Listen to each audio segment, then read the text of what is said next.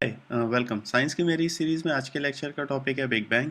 Big bang इस बात की थ्योरी है कि बेसिकली कि यूनिवर्स की शुरुआत कैसे हुई थी। पिछली एक सेंचुरी में साइंस ने बहुत तरक्की की है इस बारे में जानने में कि यूनिवर्स कैसे वर्क करता है और यूनिवर्स की शुरुआत कैसे हुई थी, और बिग बैंग जो थ्योरी उभर कर आई है वो है। रात में जब आप सितारे देखते हो तो बहुत सारे सितारे दिखते हैं। इनफैक्ट ऐसा कहा जाता है कि अनगिनत तारे हैं आसमान में।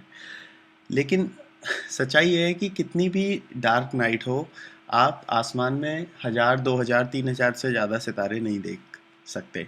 इसका मतलब ये नहीं है कि आसमान में सितारे कम हैं। इनफैक्ट आसमान में जो है 10 की पावर 22 यानी कि 10 करोड़ करोड़ करोड़ सितारे हैं। ये सितारे क्या आसमान में रैंडमली स्कैटर्ड हैं जैसा देखने में लगता है? ऐसा नहीं है। ये सितारे जो है आसमान में रैंडमली स्कैटर्ड नहीं है, बल्कि सितारे जो हैं वो क्लस्टर्स में हैं। मतलब खूब सारे सितारे एक क्लस्टर में होंगे, फिर खूब सारी खाली स्पेस, फिर खूब सारे सितारे एक क्लस्टर में होंगे। इस तरह से स्कैटर्ड है और इन क्लस्टर्स को हम गैलेक्सीज कहते हैं। हमारा सितारा सूरज, जो कि एक स्टार है, वो भी एक गैलेक्सी का पार्ट है, जो कि है मिल्की वे। जो कि अगर आप किसी गांव में जाएं जहां लाइट पॉल्यूशन से दूर हो, या पहाड़ों में जाएं और वहां अगर आप देखेंगे तो एक वाइट बैंड दिखेगा जैसा कि इस फोटो में दिख रहा है, और वो हमारी गैलेक्सी है मिल्की वे। लेकिन हम ये सब कैसे जानते हैं? ये इसका काफ़ी सारा श्रेय जाता है एडविन हबल को, जिन्होंने ना कि ये दिखाया कि हमारी गैलेक्सी इकलौती गैलेक्सी नहीं है, और भी कई सारी गैलेक्सी हैं, और साथ ही साथ उन्होंने ये भी दिखाया है, कंप्यूट किया कि वो गैलेक्सीज कितनी दूर हैं, गैलेक्सीज का डिस्टेंस भी नापा। ये एडविन हबल की फ़ोटो है। 1889 में एडविन हबल पैदा हुए थे, और 1925 में उन्होंने माउंट विल्सन में ऑब्जर्वेटरी थी वहाँ पर, और वहाँ पर उस समय सबसे बड़ा टेलीस्कोप था, वहाँ पर एज एन एस्ट्रोनॉमर ज्वाइन किया था। और एक चीज़ जिस पर उन्होंने काम किया था वो यही कि गैलेक्सीज़ का डिस्टेंस निकालें। लेकिन क्वेश्चन ये है कि how do you compute distance to a galaxy? आप कैसे घर में बैठे बैठे गैलेक्सी का डिस्टेंस निकालोगे? कैसे कोई निकालता है? तो उसका जवाब ये है कि पहले हम ये सीखते हैं कि पास वाले सितारों का डिस्टेंस हम कैसे निकालते हैं।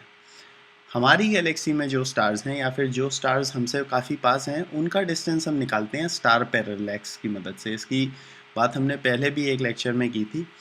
जब धरती सूरज का चक्कर लगाती है तो धरती जो है मतलब जो है चेंज होती है, और चेंज होने की वजह से जो स्टार है उसकी रिलेटिव पोजीशन बैकग्राउंड में चेंज होती हुई दिखेगी। मान लो आपका अंगूठा है, भाई पैरेलैक्स ये होता है कि कोई पास वाली चीज़ अगर आप मूव करते हो तो दूर वाली चीज़ के फ्रेम ऑफ रेफरेंस में पास वाली चीज़ मूव होती हुई दिखाई देती है। तो स्टार पैरेलैक्स की मदद से स्टार में कितना एपरेंट चेंज आया है धरती के ऑर्बिट में, उससे हम नियरेस्ट स्टार का डिस्टेंस निकाल सकते हैं। जितना पास होगा स्टार उतना ही उसका पैरेलैक्स होगा, जितना दूर होगा उतना ही कम होगा। इनफैक्ट जो तारे बहुत दूर होंगे, जो और गैलेक्सीज में होंगे, उनमें पैरेलैक्स नहीं दिखेगा इतना। इसकी मदद से हम दूर के सितारों का डिस्टेंस नहीं निकाल सकते। दूर के स्टार्स का डिस्टेंस निकालने के लिए हम इनडायरेक्ट टेक्निक निकालते हैं, और वो है कि वो कितना जगमग है आसमान में। किसी भी स्टार, आसमान में स्टार्स हैं, कोई बहुत ज़्यादा चमकता है, कोई कम चमकता है, तो उनका चमकना किस बात पर डिपेंड करेगा? एक ये है कि वो कितनी लाइट एमिट कर रहे हैं। जितनी ज़्यादा वो लाइट एमिट करेंगे, जैसे हम ल्यूमिनोसिटी कहते हैं, उतना ज़्यादा वो चमकेंगे। दूसरा ये है कि उनका डिस्टेंस कितना है। अगर वो ज़्यादा दूर होंगे तो उनकी ल्यूमिनोसिटी जो है, उनकी जो ब्राइटनेस दिखेगी वो कम दिखेगी, क्योंकि वो बहुत दूर हैं, है ना। तो जो ब्राइटनेस है किसी भी स्टार की, वो इन दो चीज़ों पर डिपेंड करती है। अब जो हमारी नियरेस्ट गैलेक्सी में स्टार हैं, उनका डिस्टेंस हमने निकाल लिया क्योंकि पैरेलैक्स है, और उनकी ब्राइटनेस कितनी है वो हम देख के बता सकते हैं। तो हम बता सकते हैं कि ल्यूमिनोसिटी कितनी है, कितनी लाइट वो स्टार एमिट करता है जो पास है हमारे। हम बता सकते हैं फॉर एग्जांपल कि सूरज कितनी लाइट एमिट करता है। लेकिन जो स्टार दूर हैं उनके बारे में हम क्या कह सकते हैं वो देखते हैं। देखो, ये साइंटिस्ट ने रियलाइज़ किया कि कुछ पर्टिकुलर स्टार्स जो होते हैं उनकी ल्यूमिनोसिटी हमेशा सेम होती है, मतलब वो उतनी ही लाइट एमिट करते हैं। तो ये अजम्पशन भी काइंड ऑफ रीजनेबल है मानना कि एस टाइप के स्टार अगर किसी और गैलेक्सी में होंगे तो वो भी सेम लाइट एमिट करेंगे। तो अगर हम ये मान लें कि जो बहुत दूर स्टार्स हैं और वो स्टार्स उतनी ही लाइट एमिट कर रहे हैं, तो हमें उनकी ल्यूमिनोसिटी पता है और हमें पता है कि वो कितना चमकते हैं, तो ये इनडायरेक्ट मेजर से हम उनका डिस्टेंस भी निकाल सकते हैं। एडविन हबल ने इस मेथड को लगाकर खूब सारे डिफरेंट स्टार्स का डिस्टेंस निकाला। और इनफैक्ट अगर तुम एक स्टार का डिस्टेंस निकालोगे, बहुत दूर है वो स्टार, उसका डिस्टेंस तुमने निकाल लिया, और फिर तुम उसके पास वाले एक और स्टार का डिस्टेंस निकालोगे, और वो अगर मान लो सेम आए, अगर खूब सारे स्टार्स जो आसपास हैं उनका डिस्टेंस अगर सेम आए, तो इसका मतलब क्या है कि वो जो है एक क्लस्टर में है। और मान लो एक आएगी, है ना, एक्स दूर, और कोई एक और स्टार एक्स दूर आए, तो वो क्लस्टर में है। फिर एक आए 2x दूर और उसके आसपास वाले स्टार्स भी 2x दूर हैं, तो वो एक और गैलेक्सी में है। तो ये जो डिस्टेंस होगा उन स्टार्स का, उन आसपास वाले स्टार्स का, वो उस गैलेक्सी का डिस्टेंस हो जाएगा। गैलेक्सी का डिस्टेंस इतना दूर होगा कि आसपास में स्टार्स का थोड़ा बहुत जो वेरिएशन होगा वो दैट विल नॉट मैटर, क्योंकि वो डिस्टेंस बहुत कम होगा कंपेयर टू जो यहाँ से उस गैलेक्सी का डिस्टेंस होगा। सोचो ये कितनी बड़ी इंटेलेक्चुअल लीप होगी। एडविन हबल ने इस मेथड को यूज़ करके 9 डिफरेंट गैलेक्सीज़ का डिस्टेंस निकाला था। और मैं बिलीव नहीं कर पाता कि इसने कितना दूर हमको ला दिया होगा। एक टाइम था सिर्फ 2000 साल पहले, जो कि अर्थ की मिलियंस और बिलियन ईयर्स की इवोल्यूशनरी साइकिल में कुछ भी नहीं होता। 2000 साल पहले एरिस्टोटल और टॉलमी सोचते थे कि धरती जो है, अर्थ जो यूनिवर्स का सेंटर है और उसके आगे सब चक्कर लगाता है। और अब हमारी अर्थ जो है एक बहुत ही ऑर्डिनरी प्लेनेट थी, जो कि एक बहुत ही ऑर्डिनरी स्टार का चक्कर लगा रही थी, जो ऑर्डिनरी स्टार एक बहुत ही ऑर्डिनरी गैलेक्सी मिल्की वे का पार्ट था। और ऐसी इकलौती गैलेक्सी नहीं थी, ऐसी बहुत सारी बिलियंस ऑफ गैलेक्सीज हैं। लेकिन यहीं पर कहानी ख़त्म नहीं हो जाती। एक और बहुत ही इंटरेस्टिंग बात जो जो एडविन हबल ने नोट की, वो हम बात करते हैं उसकी। जब तुम किसी भी स्टार से आने वाली लाइट को देखते हो और उसे प्रिज्म से पास करते हो, न्यूटन ने दिखाया था कि तुम वाइट लाइट को प्रिज्म से पास करते हो तो उसका स्पेक्ट्रम बन जाता है विबग्योर। वायलेट से लेकर रेड तक ऑप्टिकल स्पेक्ट्रम होता है। तो तुम स्टार्स से आने वाली लाइट भी उनका स्पेक्ट्रम निकाल सकते हो। लेकिन स्टार्स में क्या होगा कि कुछ सर्टेन एलिमेंट्स होंगे। मान लो एक स्टार में हाइड्रोजन एटम है और मान लो वो जो है वायलेट ग्रीन लाइट एब्जॉर्ब कर लेता है, ठीक है। तो तुम जब स्पेक्ट्रम देखोगे तो पाओगे कि ग्रीन लाइट बहुत कम है, ग्रीन लाइट में काला काला आ रहा है।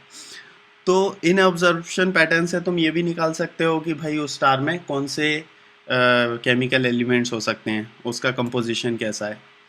और जब खूब सारे स्टार्स का, एक गैलेक्सी के सारे स्टार्स का तुम स्पेक्ट्रम देखोगे तो तुम पाओगे कि भाई पूरा स्पेक्ट्रम है, लेकिन कहीं कहीं पर एब्जॉर्प्शन लाइंस आ रही हैं, क्योंकि उस गैलेक्सी में कुछ सितारे हैं जो पर्टिकुलर लाल कलर एब्जॉर्ब कर लेते हैं, कुछ येलो कलर एब्जॉर्ब कर लेते हैं, so on and so fourth.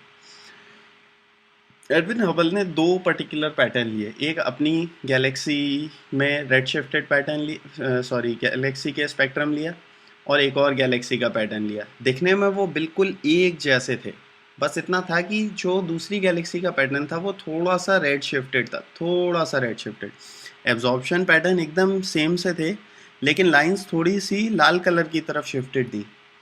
इसका क्या मतलब है, ये समझने के लिए हमें बात करनी पड़ेगी डॉपलर इफेक्ट की।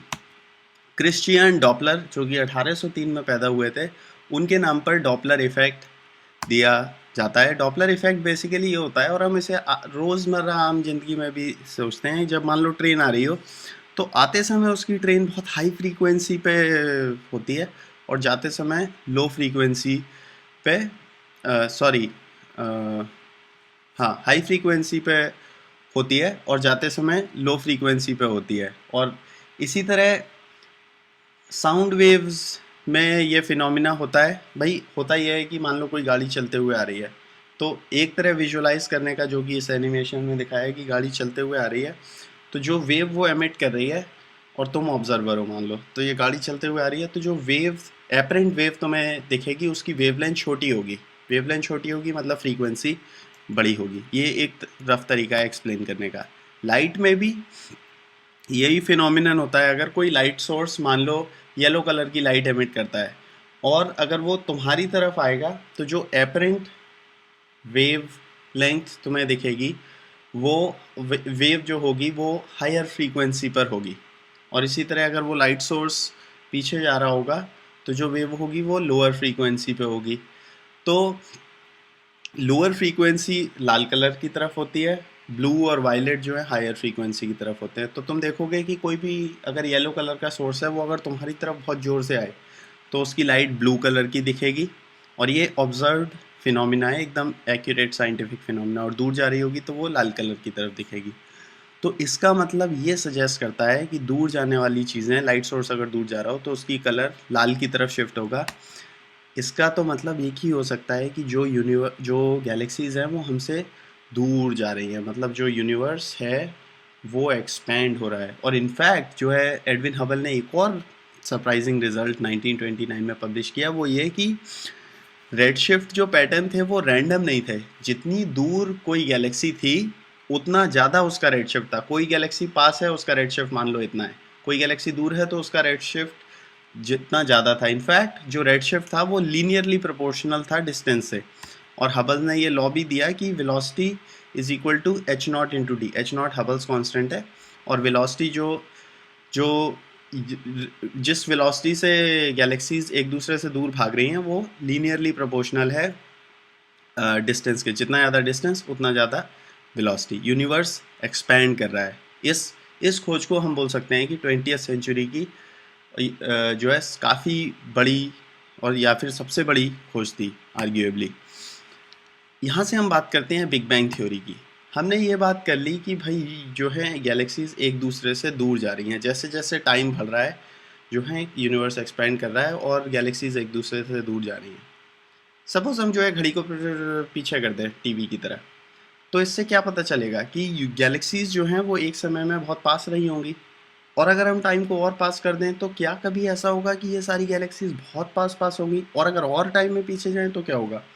ये थ्योरी कि मैटर एक समय पे इतना ज़्यादा डेंस था कि वो ऑलमोस्ट एक एटम के अंदर आ जाता था, ये थ्योरी 1927 में पब्लिश की थी जॉर्ज लेमात्रे ने, जो कि 2 साल पहले था हबल के रिजल्ट पब्लिश करने से पहले। और केवल theory of relativity, general theory of relativity use करते हुए लेमात्रे ने ये थ्योरी प्रपोज की थी। जनरल थ्योरी ऑफ रिलेटिविटी जो आइंस्टाइन की है वो भी हम जल्दी ही बात करेंगे उसकी।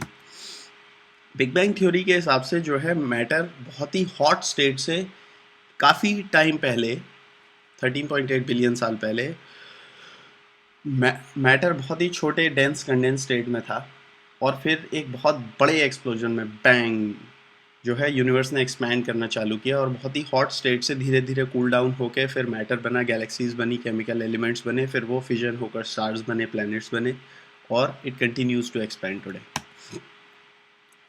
कई लोगों को जो है ये थ्योरी उतनी पसंद नहीं आई, और उनके रिवॉल्यूशनरी उसके ऑपोजिट एक थ्योरी है steady state theory. Steady state theory में जो है इस बात का फैक्ट आता है कि काफ़ी टाइम से इंसान का ये बिलीफ रहा है कि यूनिवर्स जो है वो स्टैटिक है। इंसान एक ऐसा जीवन प्राणी है जिसकी की डेथ होती है। इनफैक्ट हर लिविंग बीइंग की डेथ होती है। तो शायद हम इस बात में अपने आप को सोलेस पाते हैं कि चलो हमारी डेथ हो जाएगी, we will pass on, but at least universe will be here. Universe यहीं रहेगा, यूनिवर्स हमेशा से यहीं था, यूनिवर्स कांस्टेंट है। शायद ये थॉट हमें प्लीज़ करता है। इवन आइंस्टाइन जो है ये बिलीव करता था कि लार्ज स्केल पर यूनिवर्स जो है सिमिलर होता है और स्पेस और टाइम में सिमिलर है, और एरिस्टोटल का भी यही मानना था। स्टडी स्टेट थ्योरी ये कहती है कि बिग बैंग थ्योरी की ऑपोजिट होती है, और वो ये कहती है कि मैटर जो है वो जैसे जैसे मैटर एक्सपैंड करता है वैसे वैसे सेंटर्स में और मैटर बनता जाता है, और जो यूनिवर्स है वो लार्ज स्केल पर एक जैसा दिखता है जो है टाइम में भी और स्पेस में भी। यानी कि अगर आप यूनिवर्स में कहीं भी किसी भी समय जाएं, चाहे आज से 1000 साल पहले, चाहे मिलियन साल पहले या मिलियन साल बाद, या फिर आप यूनिवर्स में कहीं भी हो, चाहे धरती पे हो चाहे किसी और गैलेक्सी में हो, इससे मैटर नहीं करेगा। अगर आप कहीं भी ऑब्जर्वेशन लेंगे किसी और स्टार की तो यूनिवर्स लार्ज स्केल पर एक जैसा दिखाई देगा। ये स्टडी स्टेट थ्योरी है। और इनफैक्ट कोई ऐसा जेनेसिस नहीं हुआ था, कोई 13.8 बिलियन साल पहले स्टार्ट नहीं हुआ था, हमेशा से है इन्फिनिट टाइम पहले से, और इन्फिनिट टाइम तक रहेगा। ये स्टडी स्टेट थ्योरी है। लेकिन क्वेश्चन ये है कि कौन सी थ्योरी हम में से माने। आंसर ये है कि हम साइंटिस्ट हैं, हमें साइंटिफिक वे यूज़ करना चाहिए। और साइंटिफिक वे क्या है? कोई भी अच्छी साइंटिफिक थ्योरी वो होती है जो कि डेफिनेट प्रेडिक्शन दे, जिनको कि तुम ऑब्जर्वेशन से फॉल्सिफाई कर सको। मैं पहले भी बात की थी कि एस्ट्रोलॉजी जो है ज्योतिष विद्या इसीलिए साइंस नहीं है। क्यों? क्योंकि तुम उसे उस वो कोई डेफिनेट प्रेडिक्शन नहीं देती, और अगर डेफिनेट प्रेडिक्शन देगी तो उसे फॉल्सिफाई किया जा सकता है ऑब्जर्वेशन से। तो एक प्रेडिक्शन जो बिग बैंग थ्योरी की होती है वो है कॉस्मिक माइक्रोवेव बैकग्राउंड रेडिएशन। इसका मानना ये इस प्रेडिक्शन का मानना ये है कि अगर यूनिवर्स बहुत कंडेंस्ड और हॉट स्टेट से ओरिजिनेट हुआ है तो उस समय बहुत सारी माइक्रोवेव रेडिएशन जनरेट हुई होगी जो कि हम आज भी डिटेक्ट कर सकते हैं और सुन सकते हैं। तो 1965 में बहुत ही अमेजिंग बात हुई कि दो अमेरिकन साइंटिस्ट न्यूयॉर्क के पास आर्नो पेंजाइस और रॉबर्ट विल्सन बेल लेबोरेटरी में काम कर रहे थे, और वो एक ऐसे डिवाइस पर काम कर रहे थे, ये उनका जो है एंटेना था जो कि माइक्रोवेव डिटेक्ट करता था। बहुत ही सेंसिटिव माइक्रोवेव डिटेक्टर पर काम कर रहे थे। उनका पर्पस जो है ये CMB डिस्कवर करना नहीं था, उनका पर्पस जो है इंटरनेट और टेलीफोन के लिए काम करना था। अब हुआ ये कि उनका जो ये इक्विपमेंट था वो बहुत सेंसिटिव था, और वो जो है जितनी वो नॉइज़ एक्सपेक्ट करते थे उससे काफ़ी ज़्यादा नॉइज़ वो कैच कर रहा था। तो शुरू में तो उन्हें लगा कि उनका इक्विपमेंट भाई ख़राब है। उन्होंने जो है उसे साफ़ भी किया, कुछ उसमें से कूड़ा वगैरह निकला। उसके बाद भी उन्होंने नोटिस किया कि नॉइज़ आई जा रही है, आई जा रही है, आई जा रही है। इनफैक्ट वो नॉइज़ जो है दिन में भी सेम है, रात में भी सेम है। उसका सन से कोई लेना देना नहीं है। उसे चाहे तुम एटमॉस्फियर में ऊपर पॉइंट करो, चाहे होराइज़न की तरफ पॉइंट करो, जो है सेम नॉइज़ डिस्टर्बेंस है। इसका मतलब वो एटमॉस्फियर से भी नहीं आ रही, क्योंकि कोई अगर एटमॉस्फेरिक डिस्टर्बेंस होती है तो होराइज़न की तरफ पॉइंट करने में कम डिस्टर्बेंस होता है, और डायरेक्ट ऊपर पॉइंट करने पे कम डिस्टर्बेंस होता है क्योंकि कम एटमॉस्फेयर चलना पड़ता है, और होराइज़न पे पॉइंट करने पे ज़्यादा डिस्टर्बेंस होता है क्योंकि ज़्यादा एटमॉस्फेयर कवर करना पड़ता है। सिमिलरली ये नॉइज़ हर महीने सेम थी, जनवरी में भी सेम थी और मार्च में भी सेम थी, या दिसंबर में भी सेम थी। मतलब इसका कोई लेना देना नहीं था कि धरती जो है सूरज के चक्कर जब लगाती है तो कहाँ पर है, वो सेम थी। यानी ये नॉइज़ जो है सोलर सिस्टम से ही बाहर से आ रही थी। ये जो है background noise cosmic background noise थी, और ये one of the biggest discoveries है 21st सेंचुरी की। ये डिस्कवरी इतनी बड़ी है कि उस समय बहुत स्ट्रॉन्ग डिबेट थी साइंटिस्ट के बीच, बिग बैंग थ्योरी और स्टडी स्टेट थ्योरी के बीच, लेकिन इस डिस्कवरी ने जो है साइंटिस्ट को कन्वर्ट कर दिया बिग बैंग थ्योरी में मानने में, और इन दो साइंटिस्ट को इसके लिए नोबेल प्राइज़ भी मिला। बिग बैंग थ्योरी की एक और प्रेडिक्शन ये है कि जो लाइटर एलिमेंट्स होंगे वो अबेंडेंस में होंगे, जैसे कि हाइड्रोजन और हीलियम। ऐसा मानना है कि यूनिवर्स जब बहुत कंडेंस स्टेट से चालू हुआ तो पहले धीरे धीरे तो वो कूल डाउन हुआ। 3 मिनट के अंदर 10⁻⁹ केल्विन उसका टेम्परेचर हो पाया, और कूल डाउन हुआ, and it continues to cool down आज भी। तो जब मैटर कूल डाउन हुआ तो धीरे धीरे पहले हाइड्रोजन बनना चालू हुआ, फिर जो है उससे हैवियर एलिमेंट, उस हाइड्रोजन कंबाइन होकर हीलियम बना, हीलियम और कंबाइन होकर और हैवियर एलिमेंट्स बने। तो क्योंकि सबसे पहले हाइड्रोजन बना था तो हाइड्रोजन सबसे ज़्यादा होना चाहिए, फिर उससे कम हीलियम, और बाकी एलिमेंट्स और कम होने चाहिए। इनफैक्ट और ये ट्रू है कि हमारे यूनिवर्स में आज बाय मास 73% हाइड्रोजन है, 25% हीलियम और केवल 2% बाकी हेवियर एलिमेंट्स हैं। तो लाइटर एलिमेंट्स की अबेंडेंस भी बिग बैंग एक्सप्लेन करता है। कंक्लूड करते हुए, पिछली एक सेंचुरी में हमने बहुत ह्यूज एडवांसमेंट्स करे हैं अपने यूनिवर्स की अंडरस्टैंडिंग में।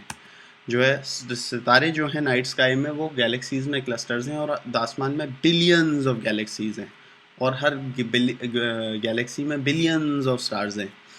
और जो यूनिवर्स है वो एक्सपैंड कर रहा है, और इट कंटिन्यूज़ टू एक्सपैंड। और 13.8 साल पहले यूनिवर्स की शुरुआत हुई थी बिग बैंग में। इनफैक्ट सितंबर 25, 2012 को नासा ने ये इमेज रिलीज़ करी थी जो कि स्पेस में हमारा सबसे दूर का व्यू है आज तक, और ये बहुत ही छोटे पोर्शन में है, मतलब चंद्रमा से भी छोटे पोर्शन ऑफ स्पेस में हबल टेलीस्कोप को बहुत देर तक रखा गया था, तो ये इमेज मिली थी, जिसे कि एक्सट्रीम डीप फील्ड इमेज कहते हैं। इसमें तुम देख सकते हो गैलेक्सीज बिलियंस ऑफ साल पुरानी। मतलब सोच कर देखो, ये जो गैलेक्सीज तुम देख रहे हो ये इतनी दूर है कि इनसे आने वाली लाइट मिलियंस ऑफ साल पहले चली होंगी वहाँ से। जब यहाँ से लाइट चली होगी तब धरती पर डायनासोर्स का राज होगा, और आज हम इन्हें देख रहे हैं। एनीवेज, अगर यूनिवर्स की शुरुआत हुई थी, इस पर हम विचार करते हैं, तो ये भी क्वेश्चन बनता है कि क्या यूनिवर्स का भी कभी एंड होगा। साइंटिफिक बिलीफ इस पर यह है कि हाँ, यूनिवर्स का भी एंड होगा, और यूनिवर्स का एंड होगा बिग फ्रीज में। Universe continues to cool down, और जो है जो टेम्परेचर होगा वो एब्सोल्युटली एसिम्प्टोटिकली ज़ीरो की तरफ जा रहा है। धीरे धीरे सारे स्टार्स बुझ जाएंगे, और जो है कूल डाउन हो जाएगा यूनिवर्स। बट आपको चिंता करने की ज़रूरत नहीं है, उससे काफ़ी पहले, काफ़ी दिन पहले हमारा स्टार सूरज ही बुझ चुका होगा। Thank you.